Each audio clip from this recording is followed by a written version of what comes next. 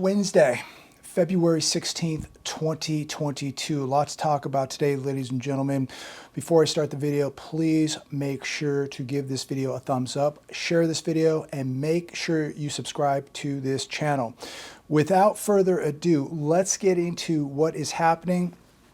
And I want to share an article with all of you that was sent to me today by my attorney. He calls me up and he says, you got to check this out. This was in the Desert Sun local newspaper right here.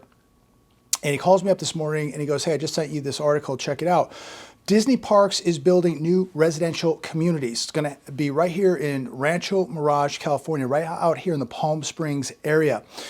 And when you see things like this happening, you know you're getting very, very close to the bubble blowing up. This is so similar to 2007. But again, when you begin to see things like this, you know you're getting very, very close. So Disney purchased 618 acres across from the Annenberg estate in Rancho Mirage. They plan to build 1,700 homes, a 400-room hotel, a 24-acre swimmable lagoon. They're going to have Disney characters running around, restaurants, shopping, dining. The hotel will be beachfront, water activities, and many people will write in tonight and go, where's all the water coming from? This is going to be a problem out here in the desert eventually at some point, is where is the water coming from? Now, they're going to tell you that, you know, you shouldn't take a long shower, you shouldn't water your grass, you shouldn't water your car, but Disney will come out and build a 24-acre swimmable lagoon. But if you watched my video from a couple days ago as I was walking through a building site, we know the shortages with garage doors, windows, roofing material, appliances, and these properties completely overvalued, built on top of one another, built right off the freeway next to railroads, railroad tracks, and they're going to sell for mid-700s. I can't even imagine what these homes at this property would go up for. But this is now turning into the Twilight Zone, Fantasyland, now building a Disney park in the middle of the desert. We're building a giant ice arena for a semi-pro hockey team out here. That's under construction right now. So this thing is getting so out of control. But I wanted to share that with all of you. 24-acre lagoons, amusements, rides, Snow White, Disney characters, 400-room hotel, all of this now. I mean, people have absolutely lost their mind. They have no idea. They don't see the danger that is coming. They certainly aren't thinking about this rising inflation, rising mortgage rates. They're not thinking about any of this, shortages. How in the world are people going to continue to afford this? This party's coming to an end, ladies and gentlemen. I do believe that the Fed is pulling the punch bowl away. Rising inflation, rising mortgage rates, cost of living going up, shortages. This is a recipe for disaster. Let's talk about the Fed's minute this morning, talking about raising rates and shrinking the balance sheet. The FOMC noted today that inflation is beginning to spread into the broader economy. Warning. They talked about reducing the balance sheet significantly. Keyword significantly. The Fed will buy $20 billion in treasuries over the next month and $30 billion in mortgage-backed securities. Now remember, at the height, it was $80 billion a month in treasuries and $40 billion a month in mortgage-backed securities. So now it's going to be $20 billion and $30 billion. So that's a pretty significant cut right there. And comment down below, do you feel that this is going to affect real estate? Who is going to buy these mortgage-backed securities if the Fed isn't? If the Fed is starting to cut way back, who buys all these mortgage-backed securities? Look, there's people out there that continue to say, look, the Fed will, now they're admitting that the Fed will raise rates. A month or two ago, they said no. Now they're admitting, well, maybe once, maybe twice. I think it's going to be 4 times minimally, but they're talking 3, 4, 5, 6, even 7 I'm going to be somewhere in the middle there, about 4 rate hikes. I think the first one's going to be 50 basis points. People will say, no, it's going to be 25. I think it's going to be 50 basis points. And I don't think that they're going to reverse course, at least not in the short term. I think that they're going to play this out, and they may play it out longer than many people believe. And here's where we're at. There's a catch-22. They're in big trouble no matter what they do. If they raise rates past the point of inflation, if they reverse course and bring in QE, they're in big trouble either way. You, on the other hand, have to be ready for either, because look, it is possible. This could go either way. They could push interest rates past the point of no return where people go, I can't believe this is happening, or they could reverse course and print a whole lot more money and inject all this monopoly money back into the system and bring rates right back to zero. That could happen. You've got to be prepared for either scenario. And so think about this. If they do reverse course and begin to bring in QE again, they're going to devalue what's left of the US dollar. You will be living in Venezuela. At that point, you will see a good chance of hyperinflation coming to America. And that's why it's imperative to be owning stuff like this, like gold. This, to me, is going to be your best protection against a failing currency, against the US dollar being debased literally to zero. I mean, you are looking at Zimbabwe, Venezuela, Weimar Republic, all wrapped up in one right here. This is very possible. This is what happens if they reverse course. You better be protecting yourself for that scenario, because it's very, very possible. Now, if they go the other way and they get extremely aggressive with interest rates and they don't back down and they do the right thing and they raise rates, we are going into the greatest depression mankind has ever seen. And you need to be ready for that. And I would own this. I would have a lot of security, a lot of food, a lot of water. I would have barterable items. I would have batteries. I would have candles. I would have extra shoes, boots, you name it. Because at that point, you can bet we are going into the greatest depression in history. So either way, we go into Zimbabwe, Venezuela, or we go into the greatest depression America and the world has ever seen. Either way, it's going to be very, very bad. And you need to protect yourself for either one of these scenarios. And I don't have the answer. You're going to have to think for yourself. Either way, I think having all of these items, all of these type of preparations is going to be good for either scenario.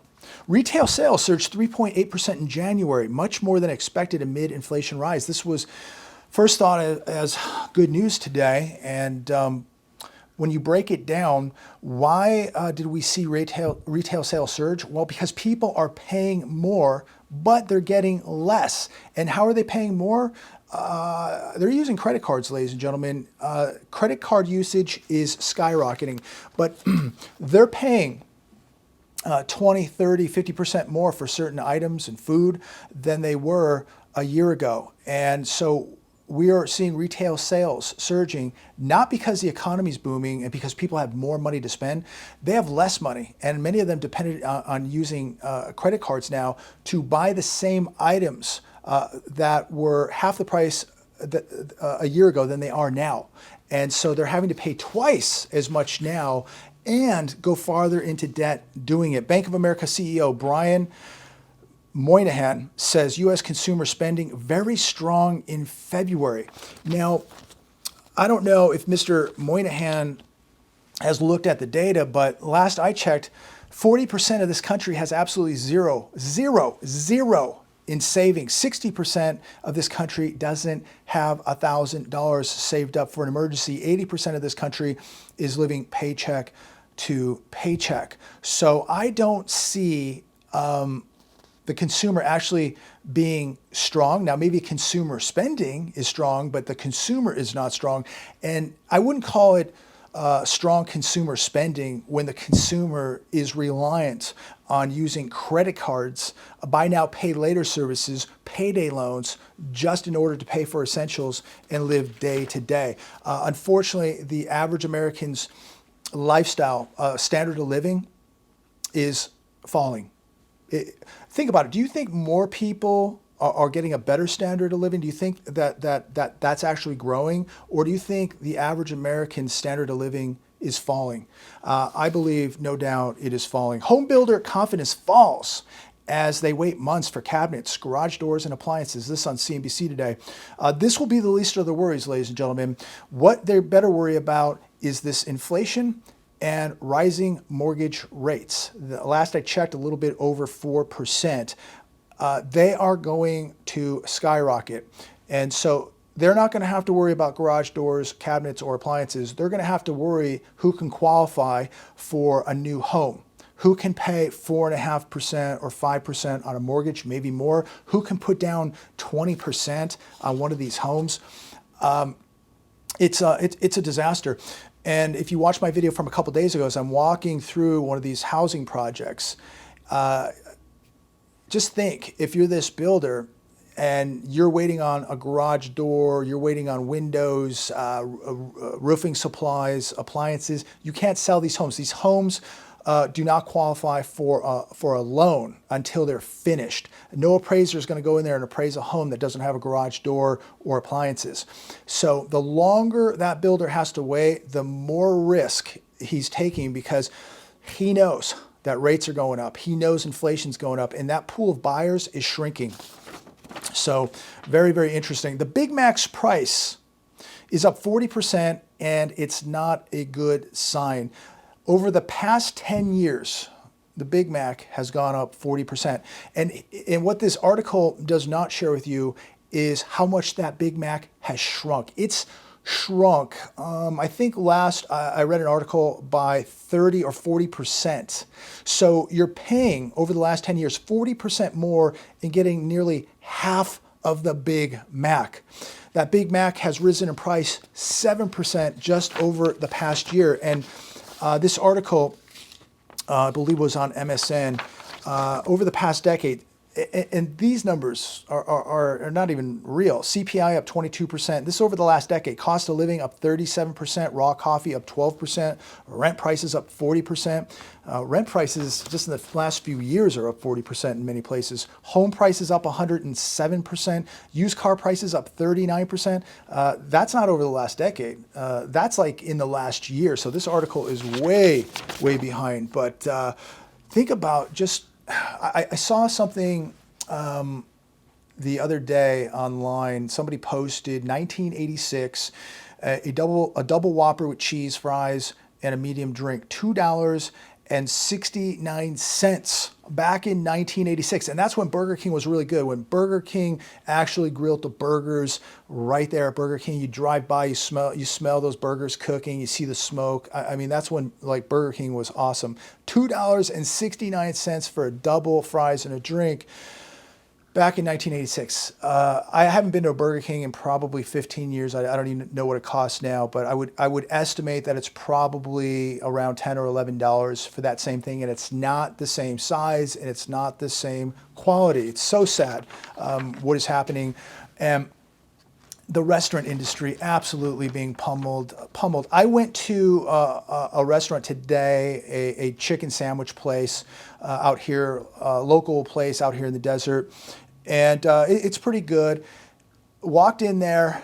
I was the only person in the entire restaurant.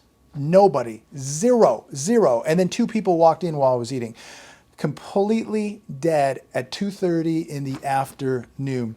And last article coming from CNBC, 2 reasons Americans just dove into credit card debt faster than they have in 22 years. Well, that's easy. Inflation and the end of stimulus. Child tax credits, the unemployment benefits, the stimulus checks. It's game over. Americans' credit card balances spiked, get this, $52 billion in the last 3 months of 2021. What a coincidence, right? As the stimulus money was beginning to wear off, we began to see people retreat back to the credit cards. And you have to ask yourself, what happens when people tap these credit cards out? What happens? Where do they go? I mean, yes, they'll go to another credit card and another credit card. Maybe they'll do balance transfers. But eventually those cards are going to get shut off, and these people are going to be in big trouble. You know it's getting bad when people are resorting to credit cards. Fourth quarter 2021, we saw an increase of $333 billion of debt compared to the previous quarter. People are living off of debt. I hope that these people had a very, very good time last year going out to dinner, buying new cars, big screen TVs, video games, weed, living like big shots, because now they're back to living off of credit cards, living credit card to credit card. Now people aren't even living paycheck to paycheck. They're living credit card to credit card. So I wanted to share these articles with all of you today. Markets across the board, very flat. Dow Jones down, NASDAQ down. We're down 4 out of 5 days. Futures, as I make this video, down. There's just so much going on, ladies and gentlemen. Uncertainty of war, inflation, massive debt, massive deficits. The labor force, I've never seen so much uncertainty. And with uncertainty, you have to be prepared for just about anything. So I'm going to wrap it up right there. Before I go, I want to just comment on one last thing, and that is that Fed meeting on Monday, that private Fed meeting. I heard nothing about it on any of the business channels. We have no idea what the meeting was about. I think it was about interest rates, but there's still a very good possibility that we could see the interest rate rise. The Fed could come out and raise rates sooner than March. Now, everybody's anticipating it will be at the next Fed meeting in March, but there is a good chance, at least a 50% chance, that the Fed could come out earlier and raise rates. We don't know what was said in that Fed meeting, but I think we can all agree that that meeting was to talk about interest rates and the possibility of raising rates earlier than March. Now, I'd say it's 50-50. I would say it's 100% for March. So be alert and be aware that rates could go up before March. They could raise them tomorrow. Who knows? They could raise them on Friday. They could raise them on Monday and raise them again in March. Who knows? But these markets, I think, are going to see massive volatility the farther we go into 2022. There's so much uncertainty. Markets don't like uncertainty. Will it be 3 rate hikes, 4 rate hikes, 6 rate hikes, 7 rate hikes, 50 basis points, 25 basis points? These markets don't know, and they're showing a lot of volatility because of it. And they do believe, I think these markets are beginning to believe that the Fed is going to pull the punch bowl away, and this is going to be problems, big problems. So it's going to be very, very interesting to see how it all plays out. Nobody knows. Nobody has a crystal ball. I'm certainly not an economist. I'm not a prophet, but I am following what's going on and trying to digest this and connect the dots the best that I can, just like all of you. Nobody knows. And most people, on these business channels and people, even on YouTube, have been very, very wrong along the way. So it's very, very hard to predict. But one thing I think we can all predict is uncertainty. Uncertainty is coming. Rate hikes are coming. And very, very tough times are coming. So prepare, ladies and gentlemen. God bless all of you. Thank you so much for watching. Look forward to speaking with all of you very, very soon.